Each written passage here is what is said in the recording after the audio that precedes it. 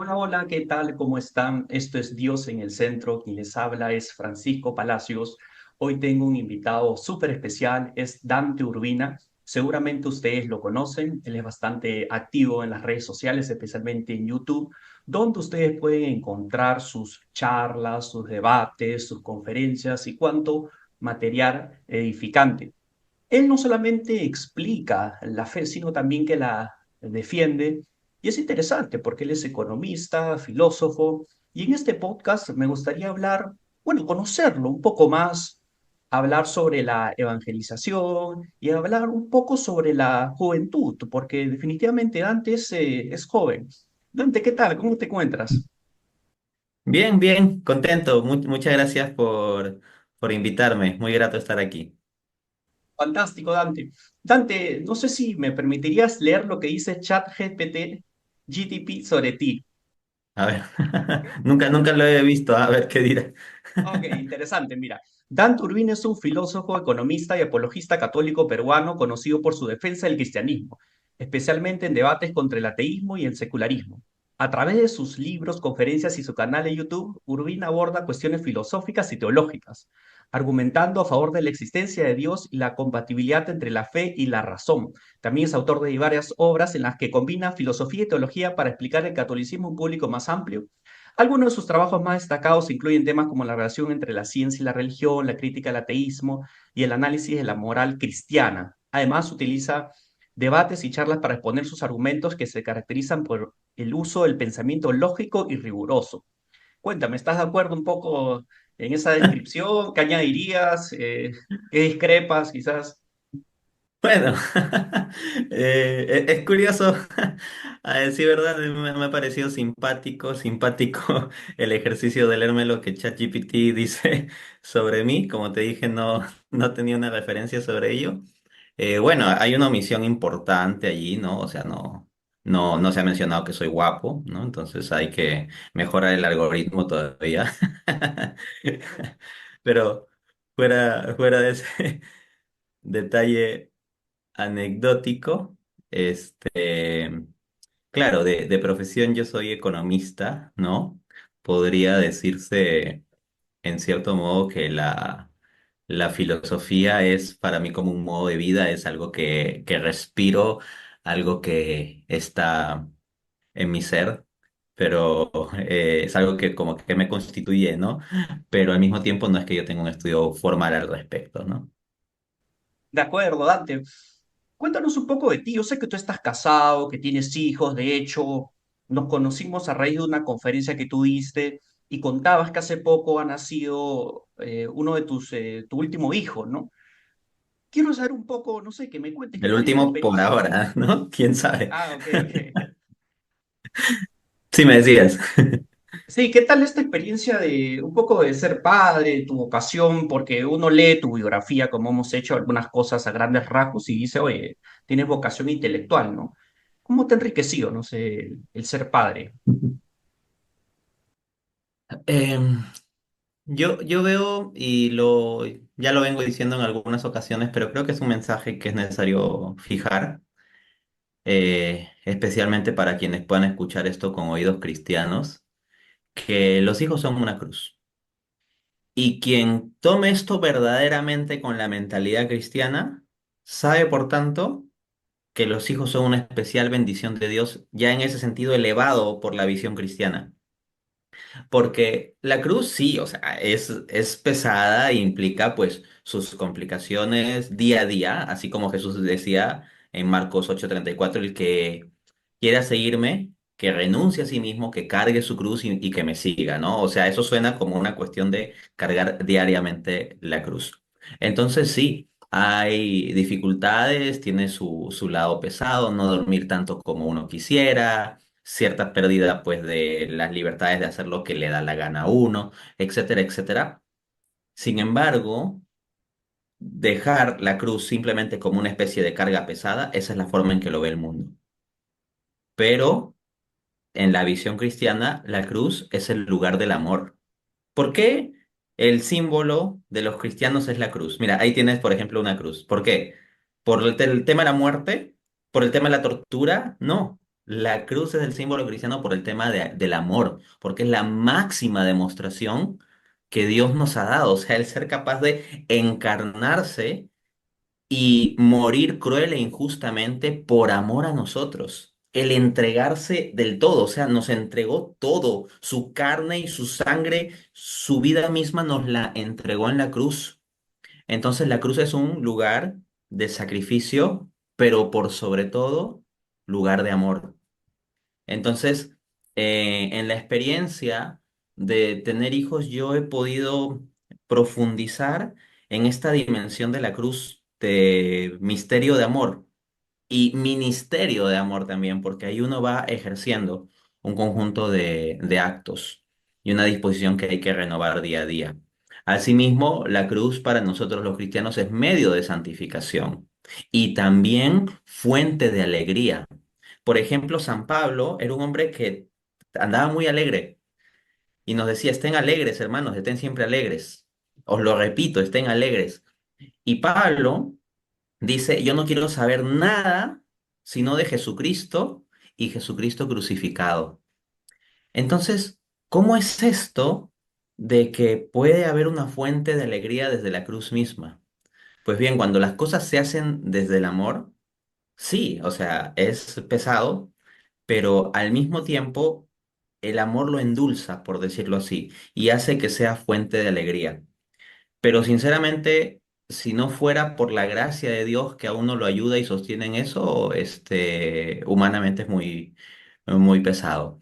Pero viviéndolo desde la gracia de Dios, pues uno poco a poco, en medio de sus imperfecciones, va avanzando y comprendiendo cosas y así también he podido comprender más cosas de Dios a un nivel más experiencial, ¿no? Con esto cierro, por ejemplo, hay veces que mis hijitos se portan mal. Y yo digo, pues, ay, caray, que se porta mal y pues a veces hay que decirle a los niños y todo eso, ¿no? Pero uno sabe que por más que tenga que decirles las cosas claramente o poner alguna restricción o incluso algún tipo de castigo, en primer lugar, todo es desde el amor, porque es por el bien de ellos, no por el bien de uno. Y por otra parte, sabes que no dejas de quererlo, sino que haces esto porque lo quieres y que aunque se equivoquen, tú los sigues queriendo. Entonces, cuando uno traslada eso y piensa en Dios como Padre, entonces te das cuenta de que sí, o sea, yo me equivoco, me cometo errores, vuelvo a embarrarla, ¿no? Así como a mi hijo, por ejemplo, le tengo que cambiar el pañal y eso, ¿no? Y yo vuelvo a embarrarla y Dios está dispuesto a limpiarme una y otra vez con amor. Esas son algunas cosas que voy reflexionando, que voy aprendiendo. Sí, uno de mis filósofos favoritos que se llama Peter Kreeft dice que el matrimonio es una escuela para ser santos, ¿no? Me has hecho acordar, ahora que has estado hablando del sacrificio, ese pasaje bíblico que nos dice el que quiere entrar al reino del Dios tiene que ser como un niño, es un llamado a nosotros ser el menos importante. De alguna forma, cuando uno es padre, renuncias a tú estar en el centro del universo, ¿no? Y es un sacrificio y es una renuncia constante a ti mismo, ¿no? Entonces, claro, entiendo un poco lo que tú me cuentas, ¿no? Sí, por Dante, ejemplo, me ha gustado mucho que traigas a colación esta idea porque justamente Jesús dice eso, ¿no? En, en Marcos 9:35 dice, el que quiera ser el primero, que se haga el último y el servidor de todos. Entonces, la Biblia, ¿cómo nos habla el padre de familia? Que el padre es la cabeza, que el hombre es la cabeza de la mujer, dice, ¿no? O sea, son términos que para las sensibilidades actuales suenan fuertes, pero bajo una perspectiva cristiana significa que tiene que ser el servidor de todos, porque si el padre de familia va a ser el primero, tiene que hacerse el último y el servidor de todos, ¿no? Así que muchas gracias por ese apunte. sí, sí, importante ese énfasis que hacen, ¿no? Se pasa por alto, ¿no? Justamente leíamos el chat GPT que filósofo te denomina, ¿no? Entonces la pregunta es, economista, filósofo, yo tengo entendido que sí tú has estudiado formalmente la carrera de economía y la ejerces y que eres docente, sin embargo se ve claramente, porque uno ve tus videos, charlas, debates, que tienes un dominio considerable de la filosofía. De alguna forma, ¿cómo surgió ese interés o pasión por la teología, por la filosofía? eres autodidacta, tengo entendido. Mm. Para mí, en cierto modo, la cuestión filosófica es un modo de vida, ¿no? En ese sentido, eh, yo no vi la necesidad de estudiar la carrera de filosofía. Había personas que me decían, no, oye, pero ¿por qué no estudias o por qué no estudiaste filosofía? Y yo digo, es que siento que no necesito una carrera para desarrollar ese aspecto. Con esto, por supuesto, no estoy diciendo que no se requieran pues cierto conocimiento técnico o que la carrera de filosofía no te vaya a dar pues todo un andamiaje de lecturas, de estructura, de sílabo, de conocimiento y habilidades especiales como por ejemplo leer griego o leer latín, que son idiomas que un poco más pueden revisar en las carreras de filosofía. O sea, no, yo no estoy negando eso, yo no estoy negando que un estudio formal de la filosofía pueda dar ciertos elementos. Pero en estricto a mí la razón por la que me interesa la filosofía no es por un asunto de currículum académico. Para mí la filosofía me interesa para filosofar. Y filosofar me interesa no para estar divagando ahí con divagues, porque hay que distinguir lo que es un filósofo auténtico de lo que es un divagador. En la concepción de filosofía, por ejemplo, de los antiguos, en Platón podemos hallar este tipo de idea. La labor del filósofo es llegar a la contemplación de la verdad. Entonces, a mí en específico, lo que me interesa es eso. Dicho eso, entonces, eh, pues ahí lo que se requiere es, por decirlo así, un espíritu filosófico. No, más allá que el tema del estudio formal, que sirve como un medio y que puede ser de bastante ayuda, pero vamos, o sea, existen personas que eh, realizan un buen ejercicio filosófico sin necesidad de haber tenido un título formal, y también hay personas que tienen títulos formales en filosofía y que realmente son sofistas a final de cuentas o se quedan en un academicismo seco que no llega propiamente a la contemplación de la verdad. Dicho eso, podría decir que los orígenes de mi pasión por la filosofía están desde que tengo uso de razón. O si no es que desde antes, clásicamente se pone la edad del uso de razón a los 7 años, ¿no? Pero yo recuerdo que cuando yo tenía, por ejemplo, como 4 años, iba por el jardín de mi abuelita. Mi abuelita tiene un jardín muy bonito. Me gustaba jugar por ahí y me sentaba a veces a reflexionar cosas como cómo sería Dios, cómo sería la eternidad de Dios. Trataba de entender cómo sería un ser que no tenga inicio ni fin de su existencia. ¿Cómo sería ser eterno? Y me hacía esas preguntas. Y me acuerdo que, o sea, sí, como que lo razonaba a un nivel como de querer llegar al fondo de esto. Obviamente no lo expresaba con las categorías que lo estoy haciendo en este momento, pero sí tengo un recuerdo más o menos claro de hacer ese ejercicio de pensamiento y buscar eso, ¿no?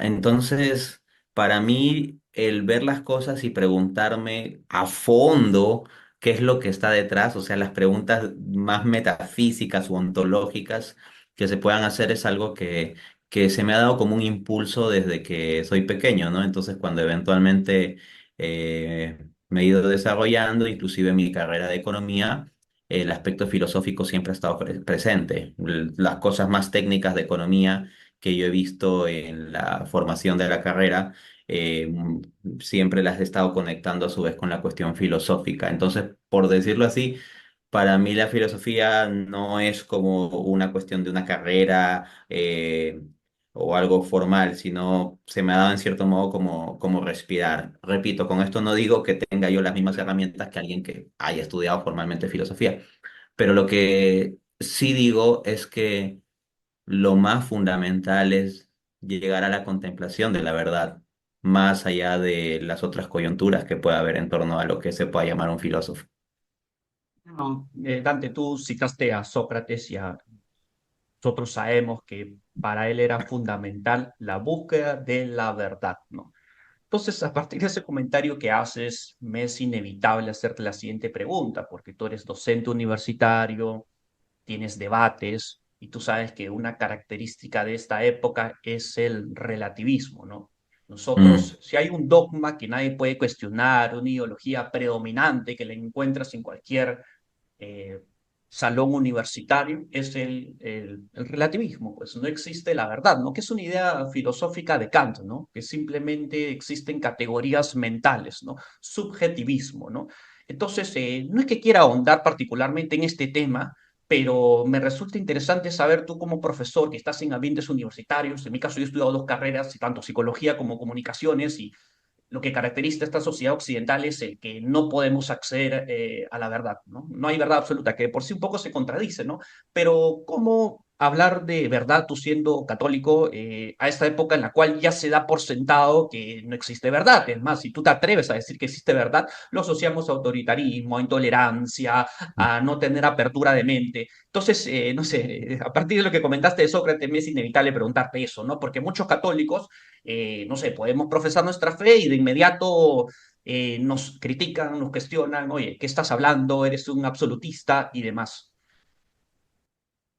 Normalmente, cuando yo me encuentro en escenarios así, lo que hago es hacer preguntas.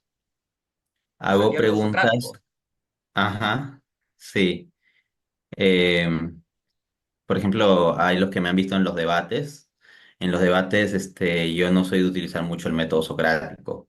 O sea, yo agarro, apunto las ideas y luego trato de matarlas una por una las ideas que haya explicado la persona con la cual esté debatiendo, ¿no? Pero en cambio, cuando yo me encuentro en otro tipo de circunstancias, ¿no? Como este tipo de ambientes que comentas, más que ponerme a hacer afirmaciones, de decir, sí, hay una verdad absoluta y no sé cuántos, eh, lo que hago es hacer preguntas. Por ejemplo, si me dicen que no hay verdad, ¿no? Yo diría, ok, si no hay verdad, ¿eso que has dicho es verdadero o falso? Entonces, si la persona me dice que es falso, significa que entonces sí hay verdad, porque sería falso que no hay verdad, entonces sí hay verdad. Y si me dice que es verdadero que no hay verdad, entonces habrá al menos alguna verdad, la verdad de que no hay verdad. Por lo tanto, no es posible sostener la proposición de que no hay verdad. Luego, si me dijeren que soy intolerante porque proclamo cierta perspectiva, cierta visión religiosa, política, etcétera, económica, etcétera, pues yo le digo, oye, pero si estamos en un esquema de libertad de pensamiento y de tolerancia, ¿por qué no toleras tú mi opción de pensar así? Yo no te estoy poniendo ninguna pistola sobre la cabeza ni nada, simplemente pienso distinto que tú. Adicionalmente, si tú consideras que todas las verdades son relativas, y que cada uno tiene derecho a pensar lo que quiera, pues bien, deberías ser tolerante con el derecho de algunas personas de pensar que hay una verdad absoluta y de poder proclamar que hay una verdad absoluta. Y luego le preguntaría, por ejemplo, para ti, la proposición, todas las verdades son relativas, ¿es una verdad relativa o absoluta? Lo meto en otra trampa lógica. Si me dice que es una verdad absoluta, cae en un problema, porque entonces no todas las verdades serían relativas, habría al menos esa verdad absoluta. Esa sería una autocontradicción. Y si me dice que es una verdad relativa, la proposición, todas las verdades son relativas, yo le diría, bueno, si es una verdad relativa, significa que bajo cierto punto de vista, o bajo ciertos escenarios, o bajo ciertas personas, o sociedades, o circunstancias, esa misma proposición podría ser falsa, porque precisamente es relativa, entonces podría ser o no ser. Y si eso es así, entonces tu relativismo es una opinión más, pero también puede ser otra opinión que se pueda sostener, considera que hay verdades subjetivas o que hay una verdad absoluta, etcétera, etcétera, ¿no? Entonces, yo aplico eso, fundamentalmente en ese tipo de circunstancias o ambientes, el método socrático. Y no hago demasiadas afirmaciones, me centro en hacer preguntas, preguntas, preguntas, y ya, vamos, nadie me puede acusar de preguntar. Bueno, interesante enfoque, gracias. Tú eres bien activo en las redes sociales, como yo lo dije al inicio, especialmente en YouTube se puede ver diversas charlas, conferencias, un poco cómo nació ese deseo de evangelizar tú, desde que tuviste quizás esa conversión, ese acercamiento hacia Dios, surgió. Un poco cuéntame sobre esta experiencia, qué cosa tú has aprendido, qué cosas tú te esperabas y a la hora de emprender este proyecto has descubierto, te ha enriquecido en relación a tu fe, en relación a la gente, ¿no? Por cierto, por ahí me comentaban que no se puede hacer comentarios en tus videos, ¿sabes? Por ahí me comentaron, no sé, tú me explicarás por qué, Ujú. ¿no? Sí, a ver, en cuanto a El asunto de los comentarios, tengo un video entero explicando por qué no activo los comentarios en mi canal. Entonces, a quien le interese, simplemente pone en YouTube, ¿no? Dante Urbina, ¿por qué no activo los comentarios? Y le va a salir el video de explicación, ¿no? Para no explayarme. Comienzo sobre lo de, pues esto de las redes sociales y ello, ¿no? Yo no sé exactamente decir si soy muy activo o no. Depende que se entienda, ¿no? Porque yo pues veo varias personas que hacen en vivos diarios, por ejemplo, ¿no? Yo personalmente no me siento en la capacidad de hacer un en vivo diario, no solamente en la capacidad de tiempo, o sea, el tiempo no me da para hacer un en vivo diario, pero incluso si tuviese el tiempo, no me siento en la capacidad, por ejemplo, espiritual de hacer eso, de todos los días tener que estar Entiendo. hablando de todo. ¿No? Me parece que se requieren ciertas circunstancias en donde uno tiene que guardar más meditación, silencio, oración, etcétera. Pero vamos, o sea, yo no digo tampoco que esta es una regla absoluta para todos los seres humanos. O sea, si hay personas que están en una condición espiritual muchísimo mejor que yo, que no creo que sea demasiado difícil tampoco para personas que traten de vivir bien su fe, pues bueno, probablemente tengan la gracia para hacer un en vivo diario y mantenerse espiritualmente bien. Hablo de personas que hacen contenido cristiano, ¿no? En el contexto cristiano. Personalmente yo no me siento en esa capacidad, o sea, como que requiere para hacer bien un contenido y no desviarse mucha oración, mucha meditación. Creo que para hablar lo correcto se requieren también periodos de silencio. El ritmo al que actualmente estoy publicando es 2 veces a la semana. Cabe mencionar asimismo que yo no soy un youtuber propiamente, si por youtuber se entiende alguien que crea contenido para YouTube. Normalmente lo que yo hago, y así es como inició mi canal, es que en eventos académicos de conferencias, entrevistas, debates, los grababa. Los grababa y luego los subía al YouTube. Entonces, es fundamentalmente, digamos, funcionaba yo como conferencista, debatiente o persona que da entrevistas. Y adicionalmente eso se compartía en YouTube, ¿no? Solo que ha habido ciertas circunstancias, como que con el advenimiento de la pandemia, cada vez más cosas son virtuales. Al mismo tiempo, como me convocan personas de otros países, también muchas veces ya los eventos mismos, las conferencias, las entrevistas e incluso los debates, se dan en gran parte de modo virtual, ¿no? Pero si uno ve mi canal de YouTube, hay poco contenido que se ha generado desde cero para mi canal, ¿no? eh, Sino que es contenido normalmente que corresponde a conferencias o entrevistas a las que me convocan. ¿Cómo nace esto entonces? Esto nace de simplemente el hecho de que eventualmente en mi desarrollo académico decía, oye, alguien me sugirió, ¿no? Cuando yo estaba en el último año de universidad, me sugirió, oye, ¿y qué tal si grabas esto que vas a hacer y lo compartes en YouTube? A mí no se me había ocurrido, lo hice y parece que funcionó bien, que había gente a la que le gustaba y comencé a compartir eso, ¿no?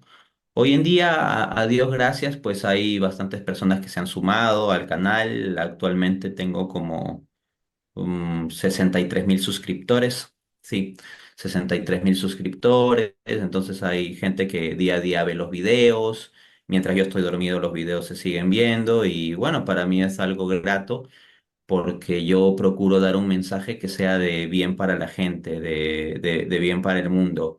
Y entonces en la medida en que yo esté dormido y los videos sigan viéndose, pues es como en cierto modo seguir trabajando, ¿no? Yo trato de hacer todo esto por amor a Dios y por amor al prójimo. Digo trato porque uno tiene que luchar día a día consigo mismo, ¿no? Y siempre enderezar la intención, pero ese es mi enfoque, ¿no? En este tiempo, en las redes sociales, pues me he encontrado mucho cariño de la gente. También por ahí me he encontrado no pocas muestras de animadversión, incomprensión, odio, difamación, etcétera. Pero todas estas circunstancias me han llevado a acercarme más a Dios, a darme cuenta que la voz a la que tengo que acudir no es la de los que me hablen a favor o en contra.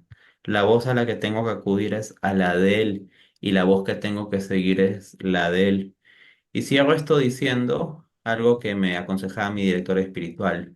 Me decía, hay mucha gente que te va a pedir cosas, pero tú tienes que discernir lo que vas a hacer o no hacer de cara a Dios. Eso no significa que necesariamente le digas que no a lo que te pide la gente, pero sí significa que no puedes hacer las cosas simplemente porque te lo pidan.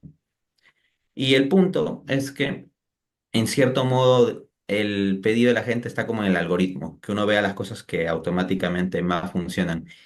Y yo tengo que, pues, restringirme a mí mismo y pensar que debo trabajar para Dios, no para el algoritmo.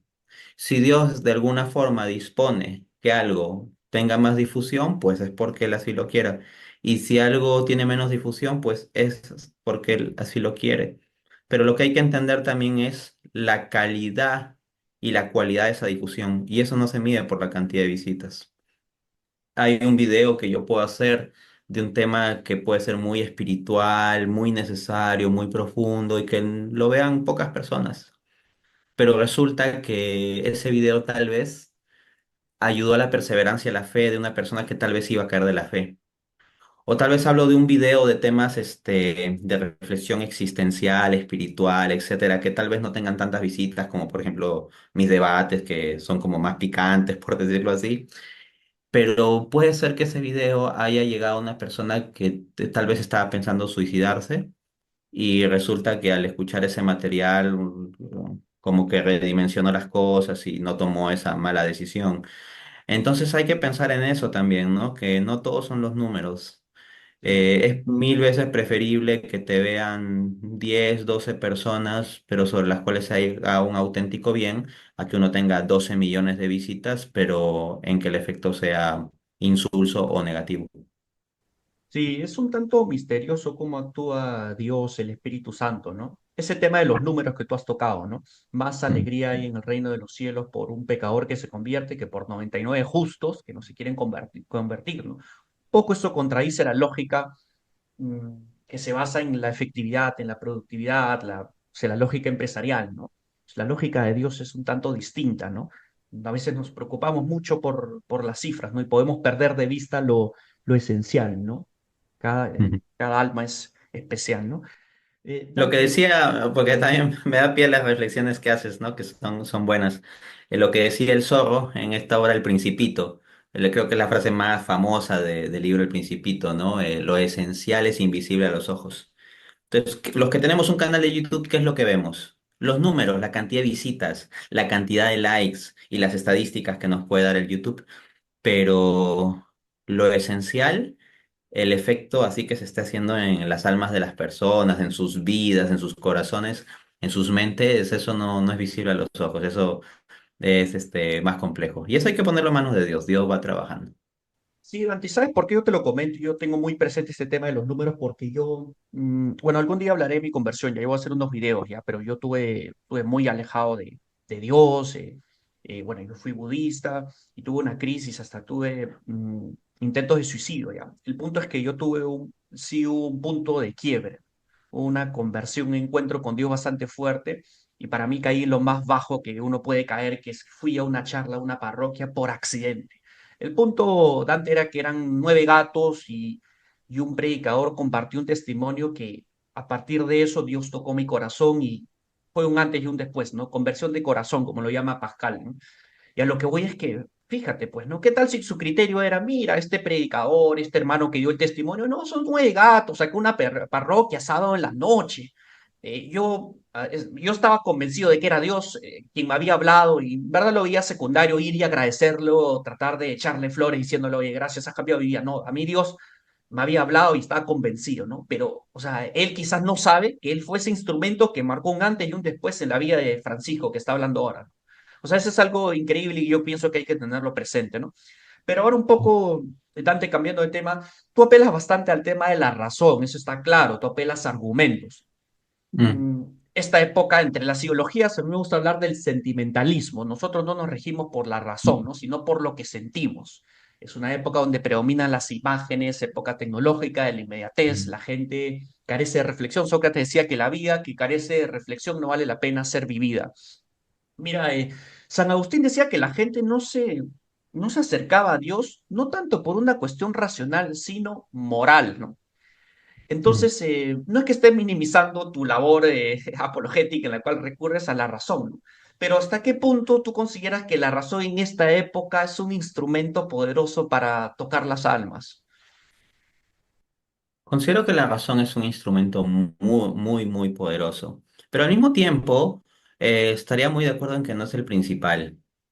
De hecho, algo que quisiera compartir es algo que en general yo sé, pero como que Dios me lo ha hecho notar con más fuerza últimamente.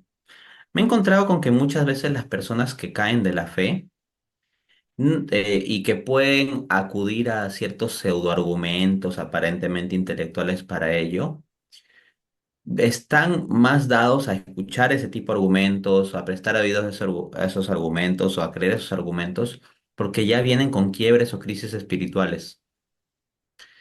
En gran parte, pues uno como apologista lo que ve como resultados más visibles es la gente que te dice, oye, después de tal debate que tuviste, tal conferencia que diste, tal artículo que escribiste, tal libro, yo lo leí, yo lo escuché, yo lo vi, no sé qué, y wow, con eso yo me convertí.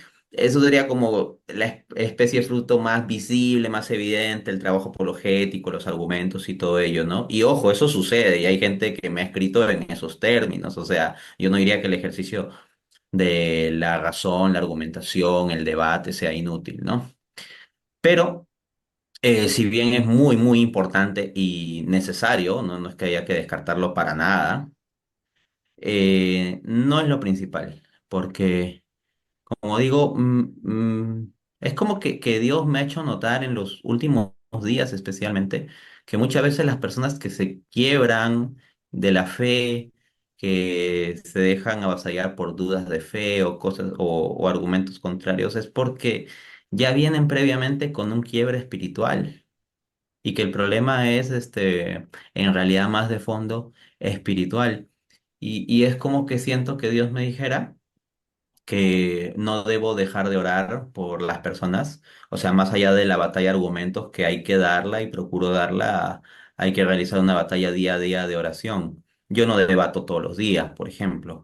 Hay apologistas que debaten bastante seguido y bueno, yo personalmente no me siento en la capacidad espiritual, ni intelectual, ni física, ni de tiempo, por ejemplo, para debatir cada semana. Si hay alguien que tiene esa capacidad, pues gloria a Dios. En particular, yo no la tengo. Pero la batalla que tengo que dar todos los días no va a ser la de debatir todos los días, pero sí tengo que orar todos los días por la fe de las personas. Al mismo tiempo, da cierto mensaje espiritual que puede ayudar a sostener espiritualmente a ciertas personas. A veces puede ayudar más a la perseverancia en la fe que simplemente estar con peleas de argumentos, que ciertamente como digo hay que darla, ¿no? Entonces, yendo un poco a tu pregunta sobre el asunto de la razón, vivimos en una era de la sin razón, ¿ok? Pero, como decía Chesterton, cada generación es salvada por aquellos que saben contradecir sus gustos. Y por ejemplo, en el siglo XIII, ¿quién fue el que, por decirlo así, salvó la iglesia? No, no Santo Tomás de Aquino. O sea, Santo Tomás de Aquino es genial, lo quiero mucho, etcétera. Pero el Papa tuvo una visión, el Papa Inocencio, en el siglo XIII, donde veía que la iglesia se caía. Y resulta que era la época de mayor esplendor de la iglesia en términos humanos. O sea, el siglo XIII es conocido como el siglo de oro de la iglesia. Es la época en la que la iglesia tuvo más poder político, económico, ideológico, cultural, jurídico, educacional, geopolítico. Nunca antes la iglesia fue tan fuerte en términos humanos y consolidada como en el siglo XIII. Pero Dios en un sueño le mostró al Papa que la iglesia se estaba cayendo. Pero eso no significa que la iglesia se acaba, por cierto, ¿no? Que haya crisis en la iglesia no significa que la iglesia se acaba. Lo que le mostró en ese sueño también es que había un hombrecillo que sostenía las columnas de la iglesia para que no se caiga y no se caía.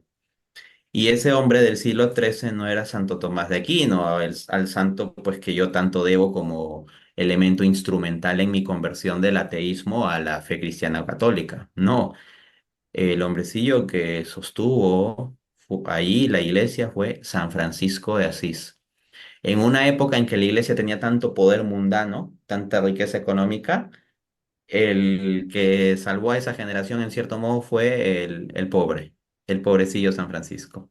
Pero hoy en día tenemos una situación en la cual el mundo es el mundo de los sentimientos, de la sinrazón. Y Chesterton, reflexionando sobre eso, decía que cada generación es salvada por los que saben contradecir sus gustos. Así San Francisco contradijo pues la tendencia que había en el siglo XIII. Si hoy en día tenemos la tendencia de la sinrazón, entonces esta generación tiene que ser salvada por la razón. Y precisamente esto que te estoy contando que dice Chesterton, Chesterton lo dice en su libro Santo Tomás de Aquino, que considero que es la mejor biografía que se ha escrito sobre Santo Tomás de Aquino. Y decía Chesterton, por lo tanto, que parece que nuestra época será salvada por un profesor de lógica, por Santo Tomás de Aquino. En consecuencia, en esta última época de la sinrazón, la batalla de la razón es absolutamente fundamental. El tomismo es un arma absolutamente necesaria para dar la batalla aquí y ahora. Uno de mis pensadores favoritos y apologistas es Blaise Pascal. Y me gustaría comentarte lo siguiente, ¿no? Resulta que había un escéptico que encuentra bastante convincente los argumentos de Pascal, ¿no? Pascal argumentaba, ¿no? Porque era razonable creer en Dios y demás, ¿no? Pero finalmente este escéptico le decía, mira, Pascal, encuentro muy racional todo lo que me dices, pero igual no puedo creer, ¿no? Porque desde la visión católica la fe es un don, ¿no? Entonces, lo que me gustaría preguntarte es, ¿tú qué le dirías a aquella persona que racionalmente puede encontrar razonable, ¿no? Que existe un Dios, que Cristo fundó la Iglesia Católica.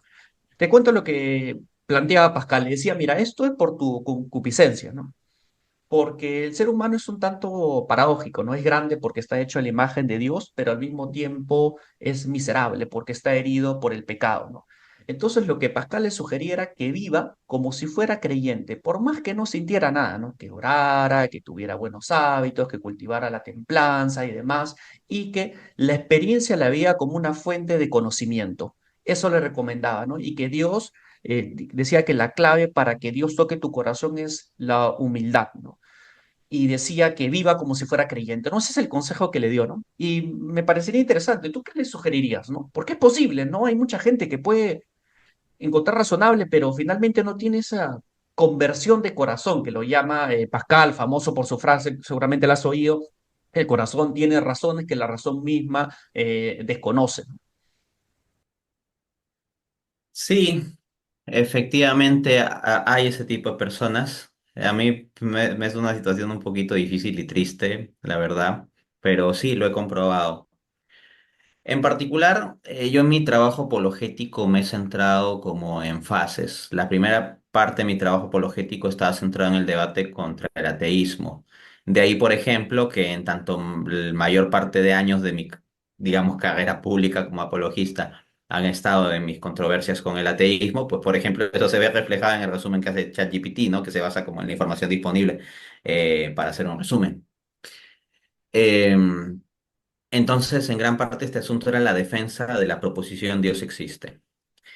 Y en el marco de eso me han escrito varias personas, pues que piensan muy a fondo sobre el teísmo y están metidos en las discusiones filosóficas de la existencia de Dios y que el argumento cosmológico esto y que el argumento teleológico aquello y que Santo Tomás no sé cuántos y el argumento ontológico y que el materialismo y el problema del mal y la teodicea de Leibniz y hasta te vienen con un montón de tecnicismos que este paper publicado de Graham Oppy o, por ejemplo, este artículo que salió en la revista Science que plantea un nuevo modelo cosmológico, etcétera, etcétera, y terminan haciendo de la apologética ateísta un ídolo, porque viven pensando más en esos armazones filosóficos para defender la existencia de Dios que en Dios mismo. Y cuando se encuentran con algún argumento ateo que les pone dificultades, entran como en crisis de fe. Y muchas veces ahí me escriben, pues, y me dicen, oye Dante, tengo este argumento ateo que no sé cómo resolver.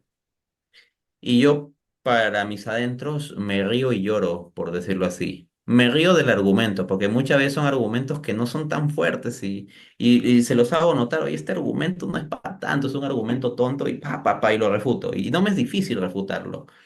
Y le digo, este argumento que te está metiendo en toda esa crisis es un argumento tonto. Pero luego digo que por dentro me río del argumento, pero en cierto modo lloro por la persona, porque me digo, esta persona no tiene una profundidad de vida espiritual. Ese es el problema. Y le digo directamente, mira, voy a hacer una refutación rápida del argumento para que te quedes ahorita tranquilo al menos, porque ya sé que no vas a poder pensar en otra cosa, porque muchas veces este tipo de personas es como que se obsesionan con el asunto y mientras no le encuentren una solución racional no pueden pensar en otra cosa. Entonces, sí, sé como que tengo que apagar el incendio dándoles una solución argumentativa, ya. O sea, diría que ahorita no se me ocurre un caso en que no haya resultado. O sea, que yo le doy la solución argumentativa y la persona, pues, ay, sí, tenía razón, ¿no? Luego, al día siguiente me puede traer otra, pero ya será otro argumento, ¿no? Pero por lo pronto se logra apagar el incendio. Pero le digo, normalmente a estas personas, y me ha pasado bastante más de una vez esto, tu verdadero problema de fondo no son los argumentos, sino tu falta de relación con Dios mismo. Y le digo, si viene un superfilósofo a argumentarme que mi madre es un holograma creado por unos extraterrestres, una realidad paralela o lo que sea, y yo no llegase a tener los argumentos para refutarlo en detalle, sino que él ponga en jaque todo lo que yo digo, no por eso yo dejaría de creer en la existencia real de mi mamá, porque la experiencia profunda que tengo de su existencia, la relación personal que tengo con ella, de que sé que realmente me ama, hace que pues puede venir un superfilósofo a darme argumentos para decir que no existe, y yo incluso no puedo refutarlo, pero eso no va a hacer mella en esa experiencia tan fundamental. Y al mismo tiempo, me tomaría como tontería lo que diga tal filósofo, tal superfilósofo, por más que suene muy sofisticado. Entonces le digo, ¿no? Si tú entras en crisis de fe por un asunto como este de que te encontraste un argumento que ahorita no tiene solución, es porque realmente no tienes fe o has dejado de lado una auténtica relación personal con Dios. Y yo encontraba esto, ¿ah? En años anteriores, sobre todo, con las discusiones de teísmo, ateísmo, que hay muchos apologetas cristianos muy centrados en defender la existencia de Dios y que terminan haciendo de la apologética un ídolo. También esto puede pasar a nivel de apologistas católicos o protestantes, ¿no? Sí. O sea, que terminan centrándose simplemente en los argumentos para defender tal perspectiva específica, pero su relación con Dios, uy, es por ejemplo que se meten a discutir cosas sobre la Eucaristía, pero llevan meses sin comulgar. O sea, están ahí revisando libros, discutiendo argumentos y no sé cuánto, pero meses sin comulgar, ¿no? O por ejemplo, que se ponen a ver si el rosario es vanas repeticiones y hacen toda una apologética para defender o atacar, dependiendo en qué bando estén, pero en el caso de los que tendrían que defender esto, no rezan el rosario, por ejemplo, ¿no? Entonces, yo sí pondría mucho énfasis en la necesidad de la vida espiritual. E incluso al ateo, sí, yo le diría también que más allá de los argumentos, hay un tema de voluntad que debe abordar el ateo mismo, ¿no? Y va a haber un momento en donde los argumentos van a ser suficientes como para que el ateo en cierto modo pueda hacer una oración del tipo, Dios, si existes, por favor, ayúdame. Y cuando yo despejo las principales dudas racionales de un ateo en una conversación normal, no hablo de debates, ¿no? En los debates lo que tengo es que destruir argumentativamente el otro lado y punto, por el bien de las personas que puedan escuchar el debate. Pero cuando tengo que hablar en privado, por ejemplo, con un ateo, ya lo remito a que eventualmente, luego que se hayan despejado ciertas dudas, hable a Dios mismo. Sí, sí, sí. Cuando dices eso de Dios existe, me hiciste acordar a un pensador francés llamado André Froissart, ¿no? Que justamente hacía esa pregunta y tuvo una conversión muy interesante. También cuando estabas hablando un poco del tema del amor, por ejemplo, en relación que tú tienes a tu mamá, me hacías acordar de un debate entre el matemático John Lennox con Richard Dawkins, y John Lennox le decía, tú tienes fe en que te ama tu esposa, ¿no? Y no es algo que nosotros podamos probar, por ejemplo, en un tubo de ensayo, es amor, ¿no? Que es una energía, una fuerza que mueve, ¿no? Que mueve corazones, que mueve a las personas, ¿no? En cuanto a la tecnología y el tema de la evangelización, Dante, yo soy un poco crítico, ¿no? O sea, por una parte me parece fantástico divulgar y producir material para evangelizar, pero al mismo tiempo me parece que los católicos o cristianos podemos perder un poco de vista lo esencial, que es el uno a uno, ¿no? El escuchar a la persona, ¿no? Ir al encuentro, ¿no? Porque a veces tengo la impresión, no sé, de que hoy en día nos creemos los super evangelizadores porque yo veo un videito en YouTube y lo mando al WhatsApp al grupo y yo soy el super evangelizador, ¿no? Cuando, no sé, yo no es que esté mal, pero yo preferiría mil veces que ese hermano le pregunto un cómo estás o le dé una llamada a alguien o qué tal nos reunimos, qué tal si vamos a misa, ir al encuentro, ¿no? Quería saber un poco tú qué opinas sobre este tema, ¿no? De los católicos y la evangelización a través de la tecnología, ¿no? Sí, hay los que nos podemos creer los super evangelizadores porque compartimos videitos en grupos de WhatsApp de la parroquia o grupos católicos, o nos podemos creer los super evangelizadores porque hacemos videos en YouTube y tenemos nuestro canal católico y si lo ven decenas de miles de personas o llegamos a cientos de miles o millones, uy, entonces yo soy el super evangelizador, ¿no? Entonces se tiene a veces, sí, ese tipo de mentalidad. Difícilmente se lo expresa, digamos, tan explícitamente, pero implícitamente eso está en la mentalidad de muchos. Y todo el que tenga algún tipo de postura en redes sociales igual tiene ese tipo de tentación de fijarse en eso. Es algo de lo que hay que ser conscientes y luchar día a día, ¿no? Como bien dices, pues sí, hay muchas ventajas de la tecnología, pero también es cierto que la relación uno a uno se ha perdido en gran parte. Em, una forma en la cual yo veo reflejado esto es que en mi canal de YouTube, como dije, hay un video donde yo explico esto, no tengo activados los comentarios, tampoco yo hago transmisiones en vivo, una sola vez en mi vida hice una transmisión en vivo que era por un acuerdo con un grupo de amigos católicos y punto, ¿no? O sea, fue como una circunstancia muy especial y particular. Entonces eso, yo no suelo hacer transmisiones en vivo, no suelo activar los comentarios. Pero cuando por ahí yo en otros videos veo comentarios o veo los chats en vivo, me encuentro mucha superficialidad, mucho odio. También la gente muchas veces se expresa de forma banales, malcriados. Lo he visto tanto en católicos como protestantes. Yo no voy a decir que hay un grupo que sea perfecto en cómo se expresa la gente que ahí está en redes sociales, ¿no?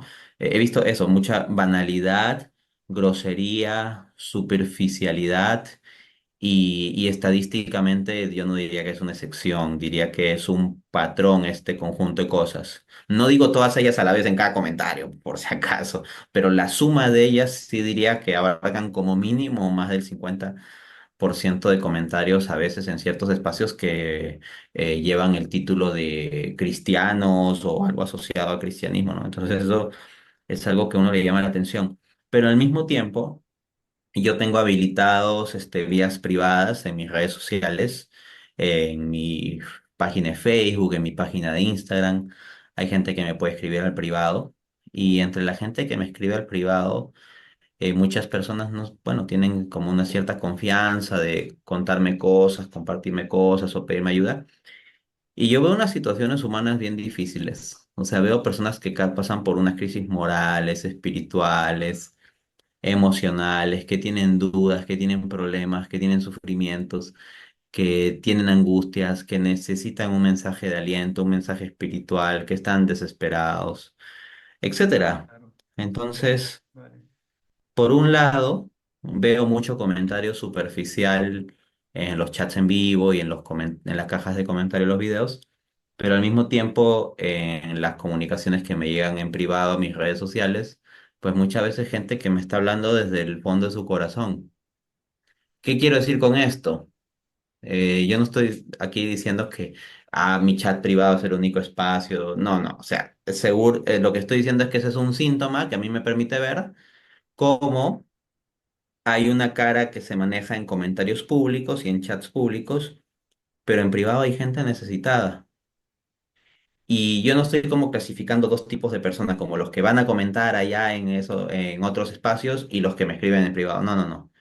Lo que estoy diciendo es, esas mismas personas que pueden estar en comentarios públicos burlándose de cosas, siendo groseros o siendo banales o cosas así, son personas que muchas veces por dentro cargan heridas, tienen dudas, tienen dificultades, tienen crisis y a veces no encuentran espacios para conversarlo. Y es ahí donde la evangelización de uno a uno, el que un amigo le llame por teléfono y le diga, oye, ¿cómo estás? O se encuentren para comer, o se puedan hablar por privado en alguna red social, pero hablando de corazón a corazón, por decirlo así. Eso es algo que se necesita mucho más que simplemente estar generando videos para afuera, por decirlo así. Claro, yo pienso también en la labor de los sacerdotes, ¿no? Sacerdotes que estén bien pedidos, ¿no? Y te dicen, no sé, te responden por correo. Y la hermana Verónica, una española, hablaba de eso, ¿no? De qué importante es el uno a uno. Bueno, Dante, tengo dos preguntas, pero yo no sé si alcanza el tiempo, ¿no? Mira, A ver, leo algunas dos más, por ejemplo. esas son las dos últimas, te lo agradezco. Mira, Dante, me gustaría hablar un punto concreto sobre sexualidad, ¿no?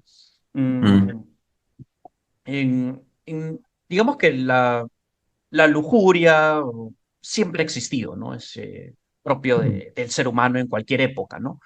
Pero esta época se caracteriza porque estamos condicionados a ser de alguna forma esclavos, ¿no? De nuestros deseos mm. pasionales, ¿no? Porque es evidente, nadie puede cuestionar que lo que predomina hoy en día es la hipersexualidad. Vemos que, al menos en el cristianismo, no es que hay un énfasis muy particular en el tema del sexo, ¿no? Porque digamos que uno hasta dos mandamientos se habla sobre ese tema, ¿no? No cometer pecados impuros o no consentir pensamientos. Y Cristo, si te das cuenta, hace más énfasis, por ejemplo, en la avaricia, en otros pecados. ¿Y por qué Mm. yo te comento esto? Porque me gustaría qué consejos me podrías dar, porque yo trabajo bastante con jóvenes, un poco para vivir el tema de la castidad, ¿no? A veces estos temas no se tocan en las iglesias, ¿no? Y es un desafío. Hoy día, como insisto, estamos condicionados, ¿no? O sea, ya no es solamente una cuestión del pecado, porque que yo tengo la predisposición, sino es el ambiente en el que me muevo, ¿no? Es un producto de consumo, estamos constantemente expuestos a esto, ¿no? Entonces, ¿qué consejo nos podrías dar a los jóvenes para poder vivir la castidad, ¿no? Que es algo tan complicado y que es importante abordarlo, ¿no? A mí me gusta siempre decir que la castidad más que todo es aspirar a amar, ¿no? La iglesia está cuidando algo hermoso, ¿no? No es que, porque el mundo entiende como si la iglesia nos estuviera privando algo que es muy lindo, ¿no? Pero, o sea, la iglesia nos dice que es maravilloso en la medida que haya compromiso, que haya una conexión emocional. Ese es el mensaje cristiano, ¿no? Pero en esta época se ha distorsionado totalmente, ¿no? Entonces, me gustaría saber un poco qué consejo me podría dar al respecto, ¿no? Que para mí también es una lucha. Sí, sí, o sea, en general hay un libro que habla sobre estos temas que se llama La lucha de cada hombre. ¿No? O sea, ¿De un en general, evangélico? ¿cómo? De un evangélico, si no me equivoco, creo, Sí, me sí parece lo he que el leído, autor es sí, protestante. sí. Ajá. Y da varios consejos útiles de una perspectiva cristiana, ¿no? Para lidiar con este tema de cuidar la mirada, la pureza, etcétera. Pero claro, lo que tú decías, ¿no? Esto es la lucha de cada hombre.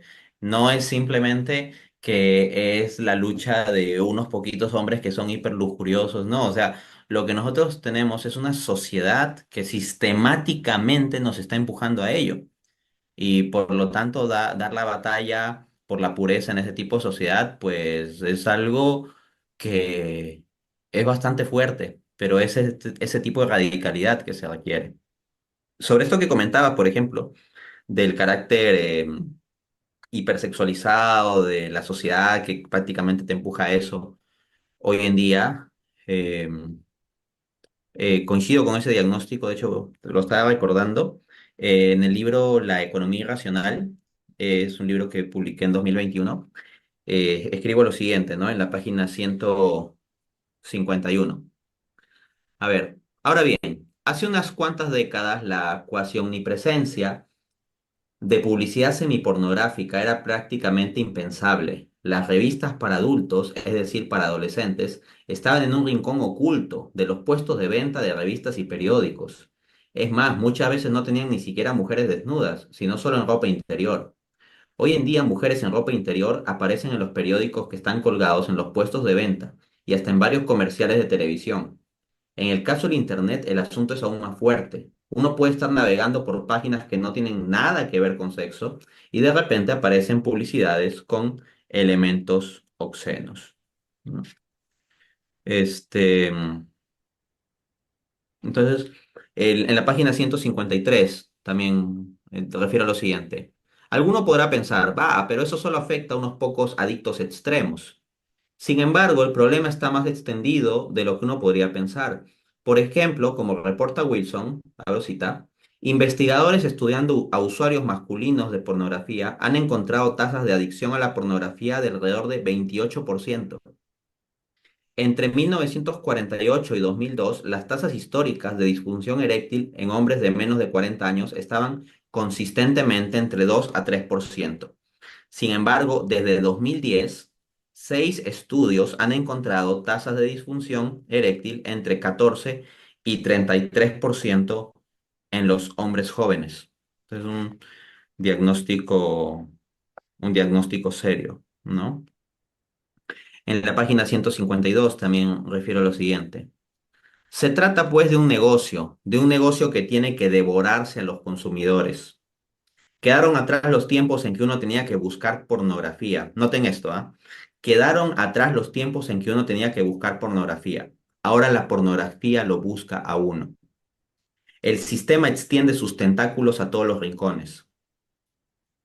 Antes los púberes de 12 o 13 años descubrían la pornografía de manera muy ocasional, en alguna revista oculta con una cantidad limitada de imágenes, muchas veces no tan explícitas, en una caja oculta en el rincón más oculto del polvoriento ático de algún tío lejano. Hoy en día, niños de 9 o 10 años descubren la pornografía de manera muy fácil en el teléfono celular con conexión a Internet que da acceso a una ilimitada cantidad de videos, por lo general demasiado explícitos.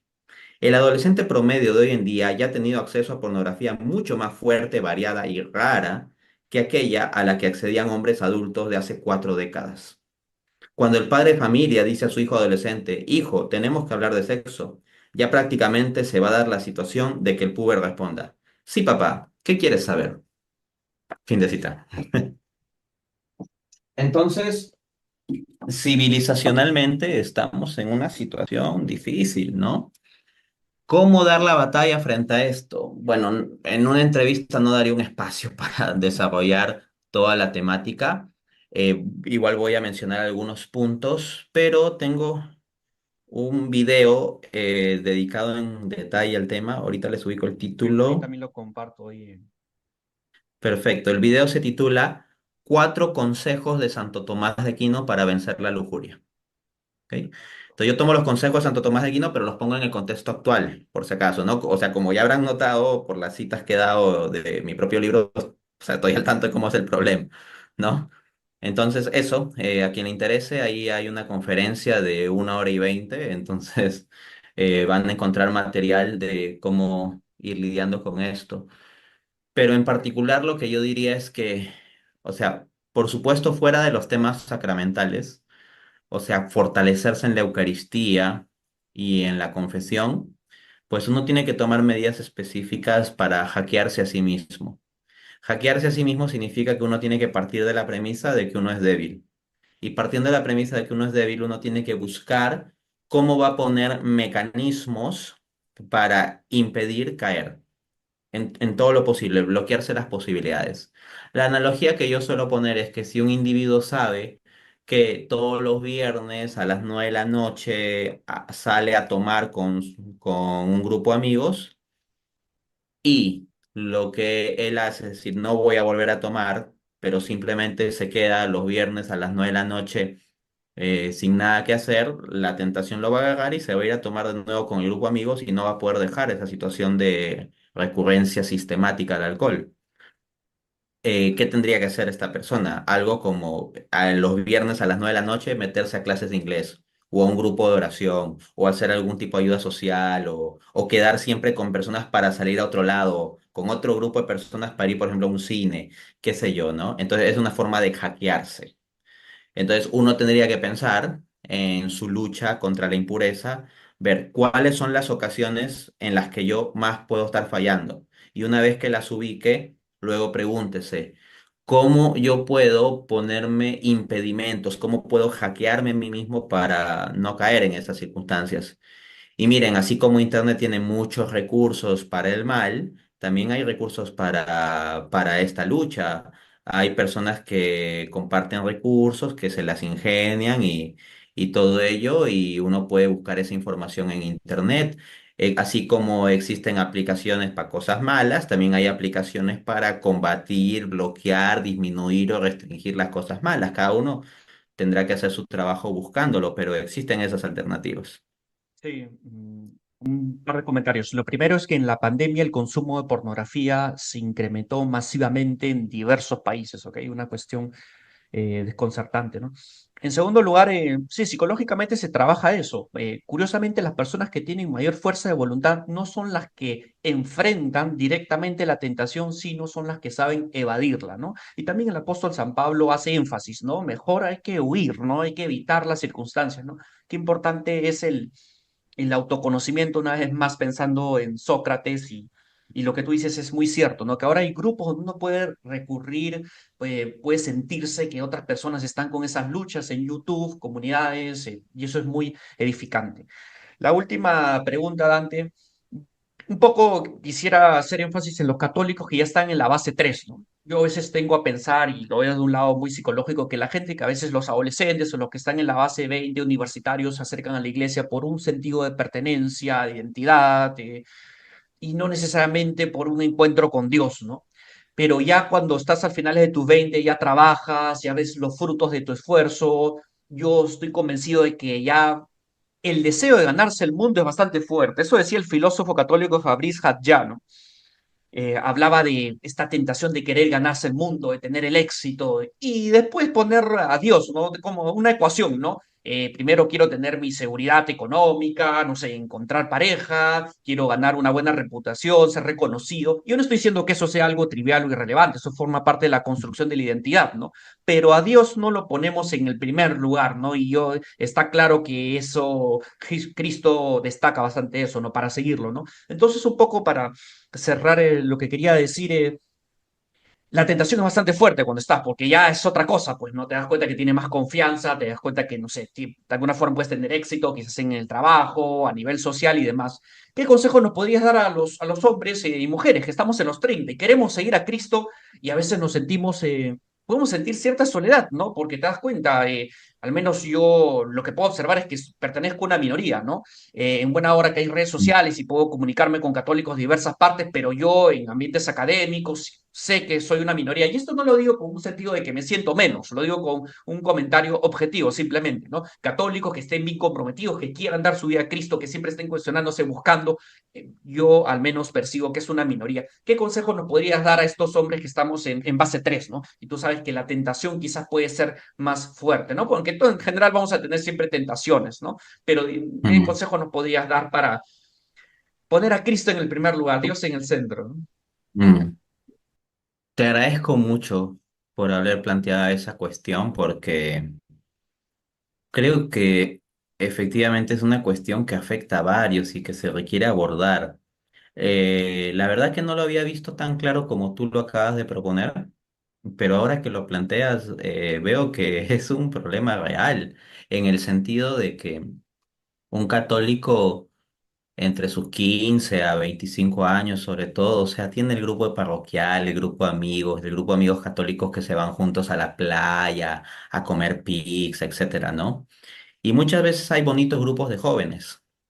Y de repente cuando comienzan a conseguir trabajo, cuando se casan, cuando tienen otras obligaciones, poco a poco comienzan a desaparecer y listo. El grupo de católicos jóvenes eventualmente ya no es, ¿no? Y si alguno persevera, pues se queda solo, ¿no? Entonces, este, como tú bien dices, pues puede haber ahí todo un tema que no necesariamente es el compromiso espiritual, que ayuda a las personas a mantenerse ahí, pero ya más adelante cuando vienen otras obligaciones, exigencias, intereses de la carrera profesional de uno, el dinero, los viajes, las becas, el trabajo, la familia, los hijos, etcétera. Entonces eventualmente uno deja de lado, ¿no? Eso. Y por otra parte, si pensamos en personas de 40 a más, pues pueden encontrar sus espacios en realidad y mientras mayor sea la edad, más posibilidad hay de encontrar un grupo de oración un grupo parroquial, un grupo católico, etcétera, ¿no? Pero Tienes toda la razón en que la edad entre los 30 y los 40, ese rango, es un rango difícil, donde no se ve tanto a personas de ese rango en los grupos parroquiales o de oración o movimientos, etcétera, ¿no?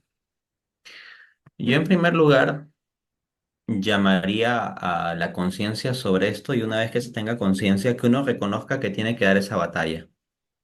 O sea, que se dé cuenta de que en los católicos de 30 años hay muchas dificultades y que si uno tira la toalla o si uno se aleja, está dejando ese espacio vacío. La Madre Teresa decía, todo lo que yo hago no es más que un grano de arena, pero si yo no lo hago, ese grano de arena faltará por toda la eternidad. Entonces, del mismo modo, uno a veces puede tener ese sentimiento de soledad, de irrelevancia, de que es el único que persevera o que va, el único que está, etcétera. Pero uno tiene que dar esa lucha. Precisamente porque hay pocas personas que hacen eso, uno tiene que dar esa lucha. Pero al mismo tiempo, cuando uno tenga este tipo de angustia o de preocupación, de sentimiento, que es muy normal tenerlo en ese tipo de circunstancias, clamar a Dios. Así como clamó el profeta Elías que se sentía muy solo. Decía a Dios, no, mira, yo siento mucho celo por tu causa, Señor, pero fíjate que han matado a todos los profetas y a mí me han dejado solo. Decía Elías, ¿no? Deprimido, lamentándose. O sea, Elías fue alguien que es un gran profeta del Señor, que hizo cosas extraordinarias y luego de eso pasó por un periodo de, vamos, o sea, depresión. Él hasta quería morirse, ¿no? Le dijo a Dios, Señor, léanlo, ¿no? El profeta Elías es mi profeta favorito. Hasta hay versiones en dibujitos animados que me encanta verlas. El profeta Elías dice, Señor, no soy mejor que mis padres, no, simplemente déjame morir. O sea, así estaba Elías. Y se sentía solo porque decía, Señor, yo soy el único que queda aquí en Israel. Y Dios le responde, me he reservado 7.000 hombres que no han doblado la rodilla delante de Baal. Entonces, frente a que Elías sentía que estaba como solo y que era el único en medio de toda esta batalla, Dios le dice, me he reservado 7.000 hombres.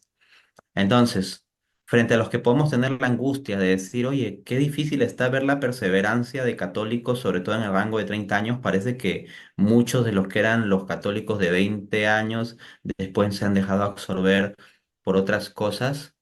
Sí, vamos a ver eso lamentablemente, pero al mismo tiempo recordemos la promesa de Dios, me he reservado 7.000 hombres. Entonces yo creo que Dios en cierto modo dice, me he reservado a 7.000 católicos treintones, por decirlo así, ¿no? Y con esa confianza tenemos que perseverar. Y en medio de esa perseverancia encontraremos compañeros de camino, ¿no? Así como el profeta Elías pudo dejar su ministerio al profeta Eliseo, que hizo unos milagros incluso más grandes, ¿no? Nosotros tenemos que perseverar en esa confianza en Dios. Va a haber momentos de aflicción, ciertamente, pero recordemos la promesa de Cristo, Juan 16:33, en el mundo pasaréis aflicción, pero no tengáis miedo, pues yo he vencido al mundo.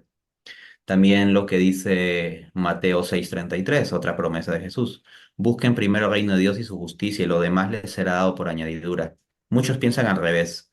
Piensan, como tú muy bien identificas, que primero hay que buscar trabajo, dinero, casa, familia, hijos y luego por añadidura, a ver, ya buscar a Dios, pero ya están muy ocupados, gastados y absorbidos por todas las otras cosas, y más se parecen a aquella semilla de la parábola del sembrador que cayó pues entre espinas, ¿no? O sea, que decía que tenía buena raíz, como católico de 20 años del grupo parroquial con su raíz y creció, pero luego a los 30 vinieron las ocupaciones y las angustias, las cosas del mundo y las riquezas y todo eso y se ahogó la plantita, ¿no?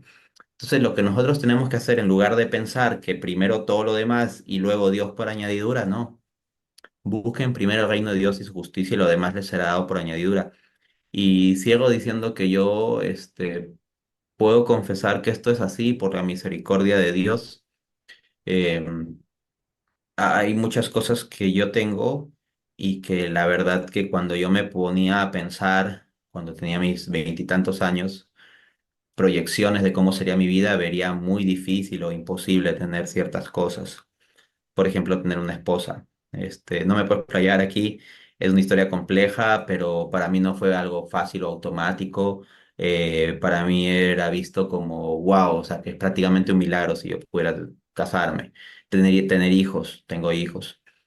Para mí era algo impensable poder terminar de, no sé, asumir ciertas obligaciones económicas, tener una casa, etcétera, ¿no? Cuando yo en cierto modo me ponía a hacer proyecciones y veía mis circunstancias, decía, wow, esto está muy difícil, tener un buen trabajo, trabajo estable, etcétera. Y al final de cuentas, Dios me ha dado por añadidura estas cosas. Tengo mi esposa, tengo mis hijos, tengo una casa donde vivir. Y tal vez alguno que me escuche y que me vea aquí con mi terno y mi corbata, así pueda pensar, no, pues que para Dante Urbina las cosas han sido fáciles y como él académicamente le ha ido bien y con eso se maneja. Le digo, no supongan cosas, no saben mi historia, es complicado y créanme que hay momentos en donde yo decía, wow, todo esto se ve imposible y no era necesariamente una angustia absurda, al menos desde un punto de vista humano. Por supuesto, Dios desde arriba se reía de mi angustia, ¿no? Decía, "Ah, ¿qué te preocupas? Yo voy a solucionar todo." Y Dios soluciona todo. Entonces yo diría a los católicos de 30 años, aférrense a esa promesa de Cristo. Busquen primero el reino de Dios y su justicia y lo demás les será dado por añadidura. Dios les va a dar todo por añadidura. Confíen en Él. Y alguno dirá, bueno, pero es que a Dante sí, pues le han funcionado estas cosas porque pues él como que es buen católico, se porta bien, ¿no? Miren, se lo voy a decir de frente, o sea, quien sepa más qué tan bien me porto, qué tan buen católico soy yo mismo, ¿ya? Y no, yo no me merezco nada ante Dios y no lo digo por una humildad en el sentido de como decir que soy menos de lo que soy, no, lo digo porque yo sé mi realidad. Este, o sea, yo puedo decir ante Dios, Señor, tú eres misericordioso porque yo soy un miserable y aún así tú me ayudas. Y me gustaría poder decir que, bueno, yo fui un miserable hace muchos años atrás, donde yo pues cometí pecados y todo eso, pero a partir de cierto año yo fui absolutamente perfecto y nunca jamás le fallaba nada a Dios, no. O sea, yo puedo decirle a Dios, Señor, soy un miserable semana a semana. En consecuencia, confiemos en el amor de Dios. No se trata de que tengamos que ser perfectos. Confiemos en un Padre amoroso. Mis hijos van a tener, en todo lo que yo pueda, van a tener que comer, van a tener un techo y todo eso, aunque se porten mal. Y yo los voy a querer, aunque haya días en que no se porten tan bien y me compliquen las cosas, igual los voy a querer. Y si yo que soy miserable puedo hacer eso, ¿cuánto más Dios no lo va a hacer por ustedes? Bueno, antes, un comentario, me has hecho acordar o en todo caso he pensado en el cardenal Ratzinger en 1969 un poco hacía una predicción sobre cómo iba a ser la iglesia, ¿no? Quizás es un poco lo que estamos viviendo. Decía, será una iglesia más espiritual, no poniendo su confianza en los mandatos políticos ni coqueteando como lo ha hecho hasta ahora con la izquierda o la derecha. Será pobre y se convertirá en la iglesia de los desposeídos, ¿no? Me parece muy bonita, ¿no? Personas que se acerquen a la iglesia porque están buscando un salvador, ¿no? Y ahora justamente que tocamos ese tema de sexualidad, yo he conocido muchos hombres que van porque ya no saben a qué recurrir, ¿no? Y vemos cuando leemos la Biblia esos pasajes en los cuales uno busca un salvador, ¿no? Va buscando, ¿no? Con un corazón ya partido, ¿no? Y Cristo está ahí para renovarnos, ¿no? Porque Él hace todas las cosas nuevas, ¿no? También me ponía a pensar en Madre Teresa de Calcuta cuando las hermanas le decían, hay tantas cosas que hacer y ella les decía, oren más, ¿no? Suena contradictorio un poco, ¿no? Oren más, ¿no? La oración, ¿no? O practicar la presencia de Dios, ¿no? Entregarlo todo a Dios, ¿no? Bueno, Dante, en verdad muy agradecido por la entrevista, por tu tiempo, por tu sencillez, cuánto mensaje para reflexionar y seguro que muchas personas los llevará a cuestionarse, ¿no? A cuestionar su relación con Dios, ¿no? A entregarse más a Él, porque de esto se trata este podcast, ¿no? Por eso se llama Dios en el centro, ¿no? Muchas gracias. Y bueno, no sé si quisieras cerrar con algún comentario final. Sí, muchas gracias por los puntos que has planteado, porque creo que Dios también te ha movido a plantear ciertas cosas para que se puedan suscitar a su vez ideas que sean de ayuda a muchas personas que están en luchas espirituales, en angustias, en puntos en que pueden estarse desanimando o en confusión, etcétera, ¿no? Dicho eso, pues entender que la vida es para darla. Nosotros podemos estar pendientes de nuestro éxito material, de nuestra estabilidad, de nuestras cosas, etcétera, etcétera, o de conseguir nuestros intereses, nuestros placeres, nuestra comodidad. Y eso es un reto en gran parte también para personas en torno a 30 años, por ejemplo, donde ya tienen ciertos ingresos económicos como para ello, ¿no? Eh, pero recordemos lo que nos decía Jesús. El que quiera salvar su vida, la perderá, pero el que la pierda por causa mía, la salvará. Entonces, si alguno quiere ser feliz y simplemente se va a dedicar a sus goces egoístas y se va a centrar en eso, está buscando su vida, pero la perderá. Va a terminar vacío y después buscando desesperadamente solución. Aunque incluso si buscare desesperadamente solución, Dios es tan bueno que está dispuesto a recibirnos, incluso ahí. Por eso Dios también, de hecho, recibe tanto a las personas en la ancianidad. Así de bueno es tan humilde Dios, porque cuando éramos niños lo despreciábamos porque, bueno, ahorita es más divertido jugar. Cuando éramos adolescentes, lo despreciábamos porque era más interesante, pues las chicas, los chicos, ¿no? Las fiestas, etcétera, los videojuegos, qué sé yo. Luego de jóvenes, lo dejamos de lado porque mira, más bacán es mi grupo de amigos, la universidad, las salidas, la discoteca, etcétera. Luego cuando pasamos a la adultez temprana, no, Dios, ahorita yo estoy muy ocupado, tengo que pagar un crédito hipotecario, tengo que conseguir un trabajo, tengo que ascender en el trabajo en que he conseguido, tengo que sacar mi maestría, este diplomado, esta especialización, tengo que viajar al extranjero, etcétera. Entonces, estoy muy ocupado, Dios. Después, cuando estamos en torno a los 40 años ya, con más o menos un gran éxito profesional, construido y todo eso, no, señor, ahorita yo estoy ocupado en comprarme el segundo departamento, en comprarme un tercer automóvil, en pagar el colegio privado de mis hijos. Estoy ando muy ocupado ahorita, señor, ¿no? Y uno mientras tanto va acumulando pecados, por si acaso. O sea, entonces ese recorrido va acumulando y acumulando pecados. Y luego, pues eventualmente uno tiene 60 años, 65, ya va saliendo de las ocupaciones laborales, los hijos se van de casa, etcétera. Y uno como que dice, bueno, ¿y ahora qué? Señor, te necesito. Señor, necesito algo en mi vida, voy a la parroquia, voy a orar, etcétera.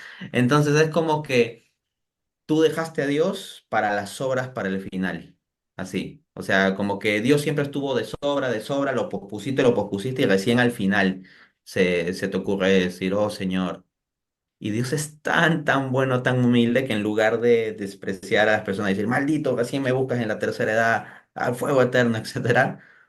Dios es tan humilde, tanto nos ama, que acepta que lo agarremos recién en la última etapa, como si Él fuera unas obras.